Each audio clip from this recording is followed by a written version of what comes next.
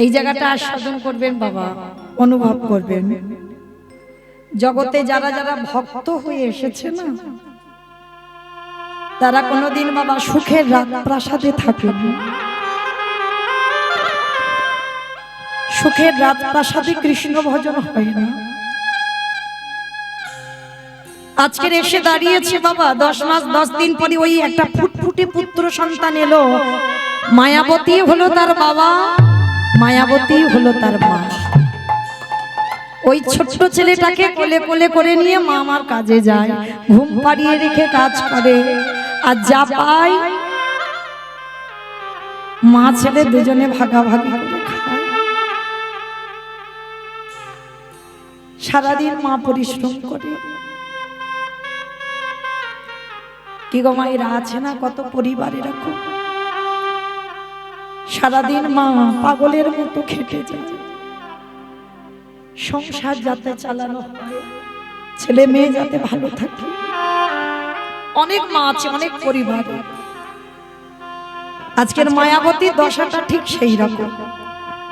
আর ছেলে যখন দিনে দিনে বড় হয়, মা খিদে তো বাড়ে, আর কি অল্প খাবার দিলে হবে? মা কি করে জানো, ইচ্ছে করে বলে বাবা আমার খিদে নেই, তুই খেয়ে নে বাবা, তুই খেয়ে নে। আমার তুমি খাবে না? না রে বাবা আজ আমার খিদে নেই। কত রাত মা জল খেয়ে কাটিয়ে দেয়। এই হচ্ছে মা। আর সেই মায়েদের একটু পেটের ভাত জোগাড় করতে গিয়ে বাবা ভাগাভাগি হয়ে যাচ্ছে। একটা বাবা মার পেটের ভাত জোগাড় করতে পারছি, এক কলসির জলে 7 কলসি ভরেছিল, আর 7 কলসির জলে বাবা এখন আর একটা কলসি ভরে না। বাস্তবে হচ্ছে। আমার কথার মানেটা বুঝেছো? এক কলসি জলে 7 কলসি ভরেছিল, আর 7 কলসির জলে আর এখন 1 কলসি ভরে না। এর মানেটা কি, তত্ত্বটা কি? একটা মাস স্তনদুগ্ধ সেবা করে আমরা 5-6 ভাই বোন বড় হলাম। সব বড় বড় চাকরি পেয়েছে, সব বড় বড় চাকরি করছে, যে যার সংসার করে বাবা, যে যার বড় বড় চাকরি করছে, বউ নিয়ে পরিবার নিয়ে চলে যাচ্ছে। আর সেই বাবা মাকে গ্রামের বাড়িতে হাত পুড়িয়ে রান্না করে খেতে হচ্ছে। এটাই সমাজ। একটা সন্তান বলে না বাবা যে আমার বাবা মা ফুটবলের মতো 1 মাস এখানে 1 মাস ওখানে এটা করবে না, আমার বাবা মা আমার কাছে থাকবে, আমি যেমন খাই বাবা মা তেমন খাবে, কিন্তু ভাগাভাগি হবে না। এ বাড়িতে যদি 1 মাস হয়ে যায় বাবা, সঙ্গে সঙ্গে এ বাড়ির হাড়ি বন্ধ, এবার মেজজনের বাড়ি খেতে হবে। তাহলে আমরা কি পারলাম একটা বাবা আমার পেটের ভাত জোগাড় করতে? একটা সন্তান ভাবে না যে ওই বাবা মা একদিন হাড় খাটুনি খেটে আমাদের বড় করেছে, নিজেরা না খেয়ে আমাদের মুখে অন্ন তুলে দিয়েছে। তাহলে আমাদের কি কর্তব্য নয়? বৎসরে একবার করে এত ধুমধাম করে দুর্গা পূজা করো, কালী পূজা করো, লক্ষ্মী পূজা করো, সরস্বতী পূজা করো, কিন্তু আমাদের কি মনুষ্য জীবনে কর্তব্য নয় বছরে একবার করে অন্তত জীবিত ভগবান পূজা করো? বাবা জীবিত ভগবান তো যে যার ঘরের বাবা মা বা শ্বশুর শাশুড়ি। এটা কৃষ্ণ সুদামাকে বলেছে। বাবা মা যদি বড় গুরু হয় তাহলে বছর অন্তর একবার কি কর্তব্য নয় বাবা মাকে একটু আসনে বসিয়ে বাবা মার দুটো চরণ যুগল ধৌত করে একটু গলায় মালা পরিয়ে দিয়ে, লাখ টাকা লাগে না বাবা, বাবা মাকে পুজো করতে লাখ টাকা লাগে না, একটু যত্ন করে নিজের হাতে একটু খাইয়ে দিও। ভগবান বলছে কোন ভক্তের চরিত্র যদি এমন হয়, আমি ভগবান হই, আমার কাছে তাকে আসতে হয় না, তাকে বৃন্দাবন, নবদ্বীপ, হরিদ্বার, দক্ষিণ ভারত, পশ্চিম ভারত, কুম্ভ মেলায় কোথাও যেতে হয় না। যদি বছরে একবার করে কেউ জীবিত ভগবান পূজা করে, ভগবান বলছে আমি সারা জীবন সেই ভক্তের চরণের দাস হয়ে যাই। নিতাই গৌর প্রেমানন্দে হরি বল, হরি বল, হরি বল। আজকের বিহারীও বাবা ঠিক সেই রকম, মা যা খায় কত রাতই খায় না, ছেলেকে দিয়ে দেয়। ভগবান মনে মনে ভাবছে এবার একটু ঘষে নিতে হবে, দেখি ভক্ত সইতে পারে কিনা। বাবা শেখরা যেমন সোনাকে কষ্টি পাথরে রেখে ঘষে নেয়, আমার ভগবানও ভক্তদের ঘষে মেজে দেখে কোনটা আসল ভক্ত কোনটা নকল ভক্ত। আর ঘষে মেজে নেবার জন্য বাবা আজকে যে বাড়িতে মা কাজ করতো ওই বাড়িতে কিছু অন্ন প্রসাদ দেয়নি, মানে কোনোই প্রসাদ দেয়নি। আত্মীয় বাড়িতে যাবে একটু জল তুলসী দিয়ে তারা আত্মীয় বাড়িতে যাবে, মায়া আজকে তোর খাবারের ব্যবস্থাটা মা করে নিস, আমরা আর কিছু দিতে পারলাম না। কিন্তু কারোর বাড়িতে গেলে পাবে না গো মায়াবতী। গোটা গ্রাম তো দ্বিচারিণী কলঙ্কিনী বলে, যার জন্য মায়াবতী আর কোথাও যায় না, কোথাও যায় না।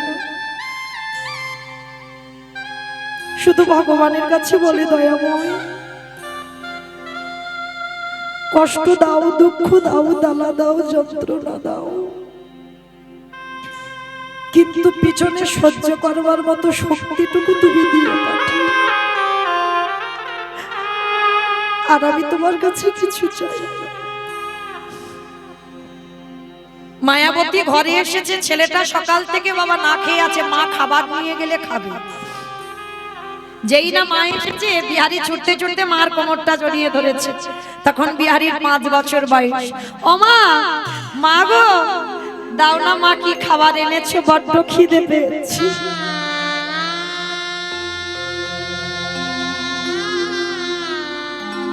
আচ্ছা বলেন তো বাবা, কোন সন্তান যদি মায়ের কোমর জড়িয়ে ধরে বলে মা খিদে পেয়েছে,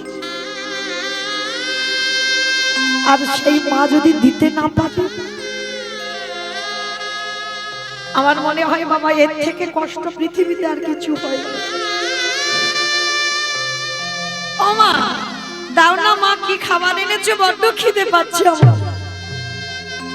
মা বলছে খোকা আজকের একটা কাজ কর না বাবা, একটু এই তো সন্ধে হয়ে এসেছে, রাতটুকু একটু জল খেয়ে কাটিয়ে দে না বাবা। ও মা সকাল থেকে তো জলই খেয়ে আছি, আমার যে বড্ড খিদে পেয়েছে মা, আমার উদরটা জ্বলছে, কিছু খেতে দাও না মা, কিছু খেতে দাও না। মা মনে মনে চিন্তা করছে আমি আছি বলে আমার ছেলেটার এত কষ্ট হচ্ছে, কিন্তু যদি চিরজন্মের মতো ওর কাছ থেকে চলে যাই তাহলে সমাজের লোক ভাববে ও অনাথ। হয়তো ওর বাবা নেই, মা তো আছে, ওই জন্য কেউ খেতে দেয় না, কিন্তু বাবা মা যদি দুজনেই না থাকে তাহলে অনেকে অনাথ ভেবে তো কিছু খেতে দেবে। তাই মা সিদ্ধান্ত নিল কোন রকমে আজকে আমার বিহারীকে ঘুম পাড়িয়ে ওই গঙ্গার জলে আমি আত্মহত্যা করব, আর আমি মরে গেলে কাল সকালে আমার বিহারীকে অনেকে খেতে দেবে। ও একদিন কাঁদবে, 1 সপ্তাহ কাঁদবে, 15 দিন কাঁদবে, 1 মাস কাঁদবে, তারপরে চিরজন্মের মতো আমার কথা ভুলে যাবে, মনে থাকবে। ছেলেটাকে কোলের কাছে নিয়ে মা আমার মাথায় হাত বুলাচ্ছে, আর দেখবেন মা বাবার কাছে সন্তান বড় হয়, কিন্তু মায়ের কাছে নয়। যতই বড় হোক ছেলে, মায়ের কাছে সেই ছোটটি থাকে। এই মা বস্তুটা বাবা একটু আলাদা হয়। তবে মা ভেবো না সব মা কিন্তু মা নয়। আমি ছেলে জন্ম দিয়েছি মানে মা না। যদি তোমার মাতৃত্ব না থাকে তুমি মা নও। যে শুধুমাত্র আমার ছেলেটা আমার আর অন্যের ছেলেটা আমার নয়, যে মায়ের মধ্যে মাতৃত্ব থাকে বাবা সে এই হিসাবটা করে না। দেখবে মা যদি কেউ হও রামায়ণে কইকেয়ী মায়ের মতো মা হোক। রামের বিমাতা সৎ মা কি গো? এই কইকেয়ী মা ভালো মা ছিল না খারাপ মা ছিল গো? ভালো মা, ভালো মা ছিল। কইকেয়ী মার মতো মা হোক। নিজের ছেলেকে রাজা করে রামকে বনে পাঠিয়েছে বাবা, কিন্তু বনে পাঠিয়েছে ঠিক কথা, কিন্তু রামকে তো 13 বছর বনে পাঠাইনি, 12 বছর বনে পাঠাইনি, 15 বছর পাঠাইনি, পাঠিয়েছিল 14 বছর। এই 14 বছর রামকে বনে পাঠালো কেন? কে বলে বাবা কইকেয়ী মা খারাপ? যারা জানবে তারা জীবনে বলবে না কইকেয়ী মা খারাপ। কইকেয়ী মায়ের মতো মা হওয়া বাবা দুর্লভ, একজন হয়ে দেখাও। এই সূর্য বংশে বাবা কোনো পুত্র সন্তান ছিল না বাবা। এই আসছে 12 তারিখে আছে না, কার যেন একটা হ্যাপি বার্থডে? রামচন্দ্রের। হরি বল। রামনবমী তিথি তো রামচন্দ্রের আবির্ভাব তিথি। হ্যাঁ, তা এই রামচন্দ্রের থেকে 2 দিনের ছোট ছিল ভরত, 2 দিনের, মাসের নয়, বছরের নয়, 2 দিন। তা তখন রামের জন্ম হয়নি বাবা। রাম আসবার আগে এই অযোধ্যায় সূর্য বংশে একটা অভিশাপ দেওয়া ছিল, যদি কেউ কোন সন্তান 25 বছরের আগে বাবা রাজ সিংহাসন পেয়ে যায়, তৎক্ষণাৎ তার অপঘাতে মৃত্যু হয়ে যাবে। অভিশাপ দেওয়া আছে। তা যখন অভিশাপটা দিয়েছে, দশরথ কথাটা শুনে হেসে উড়িয়ে দিয়েছিল, হায় রে, আমার অযোধ্যায় কোনো সন্তানই নেই, তা রাজা হবে কি আর মরবেই বাকি, কথাটা উড়িয়ে দিল। কিন্তু বহু বছর পর পুত্রেষ্টি যজ্ঞ করে বাবা দশরথ 4 পুত্র সন্তান পেয়েছিল, রাম, লক্ষ্মণ, ভরত, শত্রুঘ্ন। তা যখনই পেল তখনই বাবা ভুলে গিয়েছিল দশরথ অভিশাপের কথা। কিন্তু একজন মায়ের মনে ছিল কইকেয়ী মা, রাজ্য অভিষেক হবে রামের। চারিদিকে বাবা, চারিদিকে আলোয় আলোকিত, বাদ্যি বাজনা বাজছে। রামের এখন বয়স 12 বছর। তাহলে 12 বছর বয়স, কইকেয়ী মা ঘরে গিয়ে হিসেব করে নিল বাবা 14 বছর রামকে বনে পাঠাবে। তাহলে 12 আর 14 তে কত হলো বাবা? 27, 27, 26, তাহলে 25 পূর্ণ হয়ে গেল। তারপরে যদি আমার রাম এসে সিংহাসনে বসে, তাহলে তো আমার রামের কিছু হবে না। তাহলে 2 দিনের যে ছোট ছিল ভরত, তখন কি বাবা ভরতে রামের থেকে বেশি বয়স ছিল? কইকেয়ী মা ভেবেছিল মরতে যদি হয় আমার ছেলে মরুক, ভরতের মৃত্যু হোক, কিন্তু আমার রামের অঙ্গে যেন একটা আঁচড় না লাগে, আমার রামের গায়ে যেন একটা আঁচড় না লাগে। এদেরই বলে মা। সদমা যে হয়, বিমাতা যে হয়, নিজের ছেলের থেকে অন্যের ছেলেকে বেশি ভালোবাসতে হয়। যদি নিজের ছেলেকে কম খেতে দাও, যে তোমায় সৎমা বলবে, তাকে বাবা তোমায় বেশি খেতে দিতে হবে। নিজের ছেলেকে যদি একটা বছর দুর্গাপূজায় জামা কাপড় নাও দাও, যে তোমায় সৎমা বলে, তাকে তোমায় দিতে হবে। একেই বলে সৎমা। তাহলে মা যদি হতে হয়, এই কইকেয়ী মায়ের মতো মা হয়ে দেখা। আজকে আমার লীলাতে কোথায় ছিলাম গো? কোথায় ছিলাম লীলাতে? মায়াবতী। বেশ, তাহলে আজকের মায়াবতী মনে মনে স্থির করলো, আমি ওই ছেলেটাকে রেখে আমি ওই গঙ্গায় ঝাঁপ দেব। আর ছেলেটার মাথায় হাত বুলাতে বুলাতে ছেলেটা কখন কোলের কাছে ঘুমিয়ে পড়েছে। আর যেই ঘুমিয়ে পড়লো, মায়াবতী ভগবানের একটা চিত্রপট আছে, ওই প্রতিচ্ছবির কাছে গিয়ে ডাক দিল, দয়াময়, আমি চলে যাচ্ছি প্রভু, আর কোনোদিন আমি তোমার কাছে থাকবো না, আমি আর ফিরে আসবো না। তবে আমার বিহারী রইল প্রভু, দেখো ওর অন্তিম সময়, ওকে একবার কৃপা করে তুমি দর্শন দিও। কথাটা বলে সবে মায়াবতী একটা পা তুলেছে, আর যেই না একটা পা তুলেছে, ছেলে পিছন থেকে জেগে গিয়ে মার কোমরটা জড়িয়ে ধরেছে। মা, মা, মা কোথায় চলে যাচ্ছ তুমি আমাকে ফেলে? কথা দিলাম মা, আমি জীবনে তোমার কাছে আর খেতে চাইবো না, আমি জীবনে বলবো না আমায় খিদে পেয়েছে, আমায় খেতে দাও, কিন্তু তুমি আমায় ছেড়ে কোথাও চলে যেও না। হরি বল। মায়াবতী ছেলেটাকে বুকে ধরে বলছে, খোকা কথা দিলাম আর আমি তোকে ছেড়ে কোথাও যাব না, যে কটা দিন বাঁচবো তোকে নিয়েই কাটিয়ে দেব। ও মা একটা কথা বলবো? বল বিহারী। ও মা কৃষ্ণ তো সবাইকে বড়লোক করে দেয়, মা তুমি তো এত কৃষ্ণকে ভালোবাসো, কৃষ্ণ কি পারে না আমার একটু বড়লোক করে দিতে? যেই না কথাটা বলেছে মায়াবতী মুখ চেপে ধরে বলছে, চুপ, বলিস না বাবা, বলিস না, বড়লোক হতে চাস না খোকা রে। এই জগতের সংসার মাঝে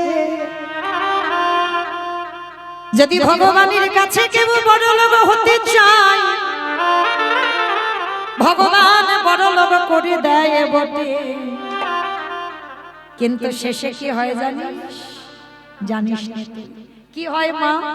বড়লোক হলে ভালো খেতে পারবো, এই যে আমাদের দেখো বৃষ্টি হলে সব ঘরের ভিতরে পড়ে, ভালো জায়গায় ঘুমাতে পারবো। বলে ওরে যত তালা বাড়ে তত জ্বালা বাড়ে, এটা বাস্তব মা, মিলিয়ে নেবে। একতলা দুতলা তিনতলা চারতলা যত তালা তৈরি করছো তত তোমার ভিতরে জ্বালাটা বাড়ছে। যখন কম রোজগার করবে, কম অর্থ থাকবে, দিন আনবে দিন খাবে, তখন দেখবে বাবা তুমি খুব শান্তিতে থাকবে। আর যখনই তুমি ধনী হয়ে যাবে, বড়লোক হয়ে যাবে, কখন যে তোমার জানালা দিয়ে সুখটা বেরিয়ে যাবে না তুমি কল্পনাও করতে পারবে না। হ্যাঁ ভগবান বলছে না, দিয়ে ধন বুঝে মন ভরে নিতে কতক্ষণ। তাহলে ভগবানের কাছে যদি কোনোদিন কিছু চাইতে হয় মা, একটা জিনিস চাইবে, ওরে কৃষ্ণ রে, যদি একান্তই আমায় কিছু দিতে চাস, দিবি না দিবি না, যদি একান্ত আমায় কিছু দিতে চাস ভগবানের কাছে চাইবেন, এইভাবে চাইবেন, দিবি না দিবি না, যদি দিতেই হয় একটা জিনিস দিবি বাবা। এই জগতে যত দুঃখ, যত কষ্ট, যত অভাব, যত বেদনা, এটা আমি বলছি না, মহাভারতে আমার ভগবান কৃষ্ণের কাছে মহাভারতে পঞ্চ পাণ্ডবদের মা কুন্তি চেয়েছিল, ওরে কৃষ্ণ রে, জীবনে তোর কাছে যা যা চেয়েছি তাই পেয়েছি, তবে আজ আমি তোর কাছে একটা জিনিস চাই।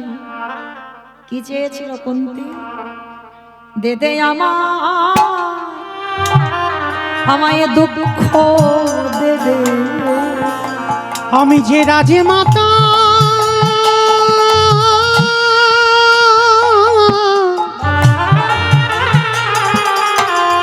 আমি যে রাজে মাতা হতে চাই না কৃষ্ণ,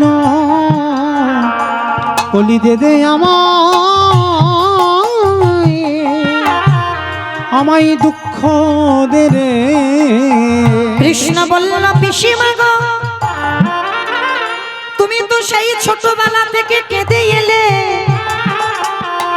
কুমারী বেলায় কর্ণকে জন্ম দিয়ে তুমি মা হলে বটে, সেদিন কর্ণকে গঙ্গার জলে ভাসাইয়ে দিলে, সেদিনও তুমি কেঁদেছিলে, যেদিন পাণ্ডুর সঙ্গে বিয়ে হলো সেদিনও তুমি কেঁদেছিলে, যেদিন পাণ্ডু দেহ লাগলো সেদিনও তুমি কেঁদেছিলে, যেদিন তুমি ওই 5টা ছেলেকে নিয়ে গান্ধারীর ঘরে দাসী বৃত্তি করলে কেঁদেছিলে, যেদিনে তোমার ভীমকে বিষ খামানোর চক্রান্ত হলো সেদিনও কেঁদেছিলে, যেদিনে পাণ্ডবদের পুড়িয়ে মারার চক্রান্ত হলো সেদিনও কেঁদেছিলে, যেদিন কুরুক্ষেত্রের মাঠে কর্ণ নিধন হলো সেদিনও কেঁদেছিলে। ও পিসি তাহলে কত আর কাঁদবে তুমি? কৃষ্ণ রে, যখন আমার কাছে আমার কেউ ছিল না, কিন্তু তখন আমার কাছে আমার কৃষ্ণ ছিল। যেদিন আমি আমার 5টা ছেলেকে নিয়ে গান্ধারীর ঘরে দাসী বৃত্তি করতাম, সেদিন আমার কাছে আমার কৃষ্ণ ছিল, কিন্তু দেখছে কিনা আজ আমার সব রইল।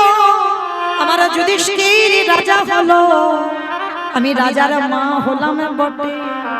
সোনা দানা টাকা পয়সা মণিমাণিক্যের কিছু অভাবে নেই বাবা, কিন্তু একটা ধন হারিয়ে ফেললাম। কৃষ্ণ চালাকি করে বলছে, কি হারিয়েছ পিসি? হরে কৃষ্ণ, সত্যি কি তুই জানিস না? ফিরিয়ে দে বাবা। ও পিসি বলো তুমি কি হারিয়েছ? ওরে কৃষ্ণ রে, যেদিন আমার দুঃখ ছিল সেদিন তুই ছিলি, আরে আজ আমার সুখ এলো। আমি কৃষ্ণ চরণ হারা হারা হয়ে গেলাম। আমি যে রাজমোহন হরিয়া,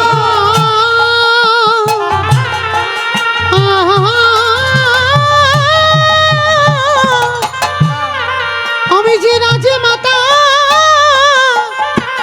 হলাম বটে, কিন্তু কৃষ্ণ চরণে হারা হারা হয়ে গেলাম। ভগবান বলছে, অপিসি কথা দিলাম, তোমার মতো করে জগতে যদি একজন ভক্ত চাইতে পারে, আমি জন্মে জন্ম তার হয়ে যা। পিসি তোমার নিতাই গৌর হরি বল। তোমার মতো করে যদি কেউ চাহিতে পারে, জনম জনম তারে হয়ে যায়। অপিসি তুমি তো জানো না, ভক্ত যদি কাই মনোবাক্যে আমায় ডাকে, আমি সর্বদা তার দরজার সামনে ঢাল হয়ে দাঁড়িয়ে যাই। হরি বল। বাবা দাঁড়ায় না ভগবান ঢাল হয়ে? আমরা ডাকতে জানি না তাই ভগবান আমাদের দরজায় দাঁড়ায় না। একটু তাকিয়ে দেখেন কুরুক্ষেত্রের মাঠে, কি গো, ভগবান ঘোড়ার লাগাম ধরলো, ভগবান দেখবেন নিচতে দাঁড়িয়ে আছে, আর ভক্তকে একেবারে সিংহাসনের উপরে দিয়ে রেখেছে।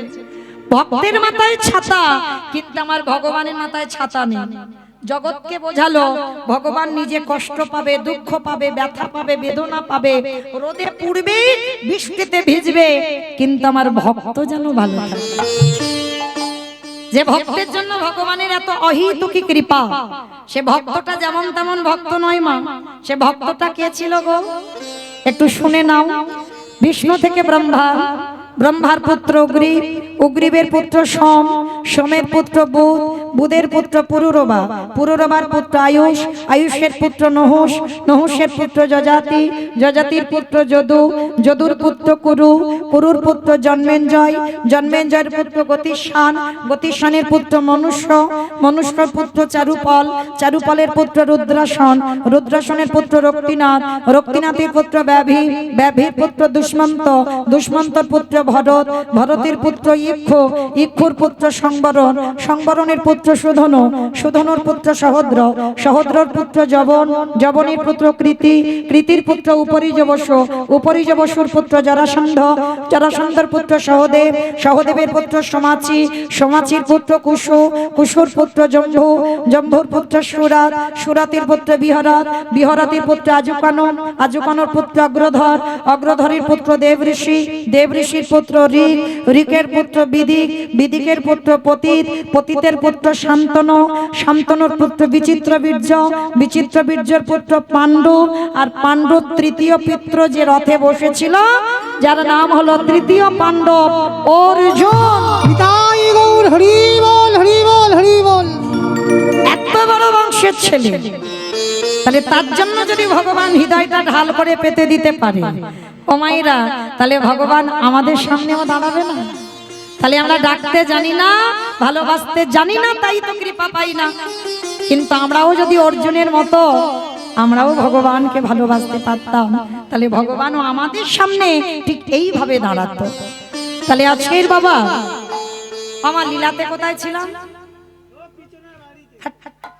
পিছনের বাড়ি নয়, ভালো ভালো কোথায় ছিলাম? চাইতে জানি না, তাই তো? বিহারী বলেছিল, মা কৃষ্ণ কি পারে না আমার একটু বড় লোক করে দিতে? কি মা এখানে ছিলাম তো, চলো আবার এখান থেকে যাই। এটাই বাবা তত্ত্ব, যেখানে যাই না কেন ঘুরে ফিরে আবার আসতে হবে। আজকের বিহারী বলছে আমার ঠিক আছে, আমি আর বড় লোক হতে চাইবো না, আমি কৃষ্ণকে দুঃখ দিতে বলবো। কিন্তু মা তুমি যে লোকের বাড়ি কাজ করো, আমার যে বড় কষ্ট হয়, আমিও কাজ করব। দূর বোকা, তুই এইটুকু ছেলে তুই কি কাজ করবি? ও মামা আমি অন্য কাজ না পারি, আমি তো ঘোষের ছেলে। মামা ঘোষেদের একটা জাত ব্যবসা আছে, বলো তো কি ব্যবসা? শুধু আমায় বলবে, মানে ওইটা আমারে বলে, সব সময় বলে, কিন্তু না আমার বাবা দেয় না। ও মা আমার বাবা ছানার ব্যবসা, দুধে জল দেবে কি করে? হরি বল। এটা আবার মন্দ বলেনি বাবা, সে আমার বাবা হলে কি ছেড়ে দেবে? যত বড় গয়লা হোক না কেন, না একটু না একটু দুধে জল দেয়। হ্যাঁ এটা অভ্যাস খারাপ, কিন্তু জানে না তো ওদের অন্তিম দশাটা কি হবে। আমি যতই ভগবানের কাছে বলি না কেন, ছেড়ে দেবে না বাবা, আমার বাবা বলে কি ছেড়ে দেবে? ছেড়ে দেবে না। তাহলে এই গোয়ালাদের একটা জাত ব্যবসা আছে, দুধের ব্যবসা। আর এই গোয়ালা জাতি যারা হয় বাবা, অন্যান্য কর্ম যদি ভালো না পারে, এরা একটা কাজ ভালো করতে পারে, এই গরুর কাজ। কারণ ছোটবেলা থেকে বাবা অভ্যস্ত তো এই কাজটা ভালো পারে। তা বিহারী বলছে মা আমি ওই গয়লাপাড়াতে গিয়ে একটা কাজ আনবো, দাঁড়াও তুমি একটু। ছোট বাচ্চা ছুটে গেছে একটা 3 তলা বাড়ি গোয়ালাপাড়াতে। বাবুজি, ও বাবুজি, তোমার এই গোয়ালে অনেক গরু বাছুর আছে, আমাকে কটা চড়াতে দেবে গো? আমার মার খুব দুঃখ গো, আমার মার দুঃখ মোচন করতে চাই। যা মাইনে দাও দেবে এখন, কিন্তু দাও না গো, দুটো চড়াই আমি। বড় লোকটা হেসে উঠলো, হারে এতটুকু দুধের বালক মার দুঃখ মোচন করতে এসেছে। এই ছেলে শোন, আমার ওই গোয়ালে 6টা গরু আছে, আজকে থেকে তুই চড়াবি। লীলার পাশে ভাবুক বলছে মূর্খ, 6টা গরু যদি ও চড়াবে তোর বাড়ি আসবে কেন? ও মাইরা, কাদের কাদের বাড়িতে গরু নেই একবার হাত তোলো তো দেখি। মানে গরু নেই কাদের কাদের বাড়ি? এত লোকের বাড়ি নেই, হাই ভগবান। আমা এটা কীর্তন, গন্ডগোল হয় না জানো? এই কীর্তন হচ্ছে নারকেলের মতো, জানো তো? নারকেল দেখেছো? বাইরে একটা খসা আছে, খসাটা ছাড়ালে কি নারকেল পাবে? ভিতরে গিয়ে শক্ত, শক্তটাকে ভাঙতে হবে। তারপর যদি ওই সাদা রঙের শ্বাসটা টেনে ছাড়াতে পারো কষ্ট করে, তারপরে যদি আস্বাদন করতে পারো, তারপরে বুঝবে নারকেলের স্বাদ কেমন। আমি যখনই বললাম বাবা কাদের বাড়িতে গরু নেই, একেবারে কতগুলো হাত উঠে গেল। বাবা যারা যারা হাত তুললো না, হয়তো গরুগুলো নিয়ে বসে আছে। কি গো, এটা কীর্তন। আমি বাহ্যিক জগতের গরুর কথা বলছি না, আমি কোন গরুর কথা বলছি? সবাই তো বাবা ছটা গরুর বশীভূত আমরা। কাম ক্রোধ লোভ মোহ মদ মাশ্চর্য, কি গো এই তো 6টা গরুর বশীভূত আমরা। তবে খবরদার মা, কেউ যেন কোনোদিন এই 6টা গরুকে মেরে দিও না, মারবে না। এদের সবকটাকে কেউ যেন ঊর্ধ্বমুখী না হয়, সবকটাকে নিম্নমুখী করো।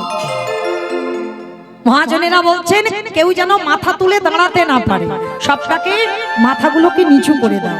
হ্যাঁ এই যে 6টা গরু আছে, তা বিহারি তো 5 বছরের ছেলে বাবা, 6টা গরু পারবে চড়াতে? বলছে বাবু আমি 2-3টে চড়াতে পারবো। ঠিক আছে তাই চড়া। আর শোন, মাসে 25 পয়সা মাইনে দেব, মানে চারানা। আজকেকার আর লীলা নয়, চারানা মানে বাবা অনেক অনেক মূল্য। আর ওই চারানা মানে বিহারি বলছে আমার মার কাছে দিলে আমার মার দুঃখ মোচন হবে। মানে আনন্দে বাবা ওই 3টে গরু নিয়ে রোজ বিহারি চড়ায়। আর দুপুরবেলা পান্তা ভাতটা কাঁধে নিয়ে নেয়, হাতে একটা লাঠি নেয়, আর গরুগুলো নিয়ে চড়ায়। আর বিহারির তো একটাই খেলা, কি গো, বীজ ভালো মাটি ভালো ফসল তো ভালো হবে। কি খেলা ছিল বিহারি? রোজের কানরে কোন দুঃখে তুই রাজা হলি দারোগা। উলুধ্বনি রোজের কানরে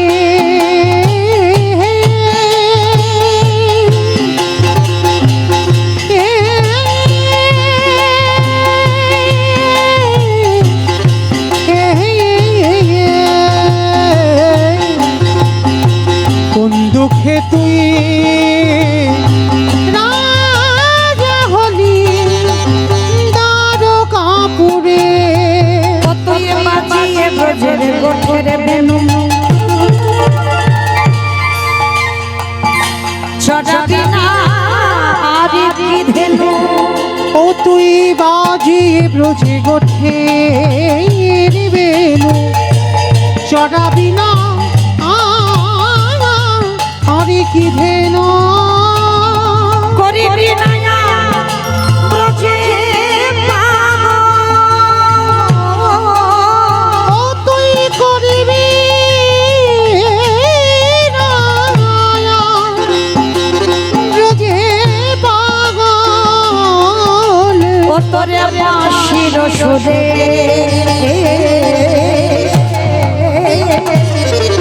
কোন দুঃখে তুই রাজা হলি কাপুরে কানা